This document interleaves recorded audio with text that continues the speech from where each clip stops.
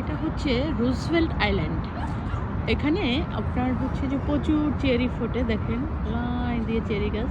Hudson river, এই যে নদীটা দেখা যাচ্ছে, এটার নাম হচ্ছে হাডসন রিভার। এই রিভার থেকে আপনার হচ্ছে যে প্রচুর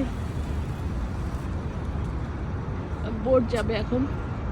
এটা হচ্ছে শিপ যেগুলোকে বলা হয়। আর এইগুলো হচ্ছে সব চেরি, প্রচুর মানুষ আসে চেরি দেখতে।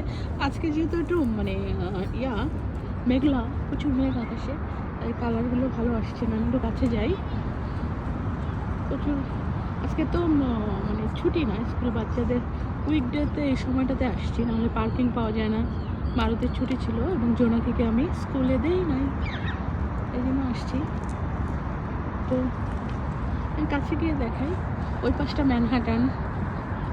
এই যে দেখেন চেরি, সুন্দর চেরি ফুটে আছে। এটা একটা আইকনিক জায়গা এই স্প্রিংয়ে, নিউ ইয়র্কে সবাই এখানে আসে।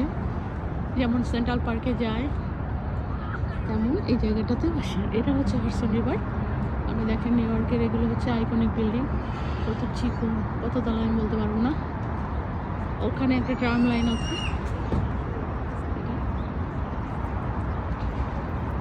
এই ব্রিজটা সবাই চেনে। দেখেন আপনারা যখন নিউ ইয়র্কে আসবেন, স্প্রিং টাইমে আসলে এখানে আসতে পারবেন, যে যেখানেই থাকেন। নিউ ইয়র্কে সামার অসাধারণ, সামার কেবল শুরু হয়েছে। অসাধারণ সব দৃশ্য, সুন্দর।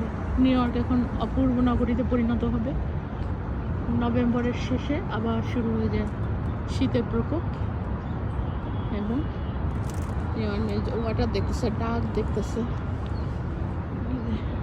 এবার একটু কম মনে হচ্ছে, বৃষ্টি হচ্ছে তো প্রচুর, পাতাগুলো ঝরে ঝরে গেছে।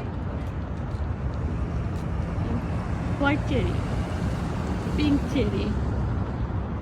আমরা এবার আর ব্রুকলিন গার্ডেনে যাই নাই, গতবার গেছিলাম। ওখানে এন্ট্রি ফিটা অনেক বেশি, আর এটা ফ্রি। সো আমরা ফ্রির দিকেই এসেছি এবার, সাশ্রয়।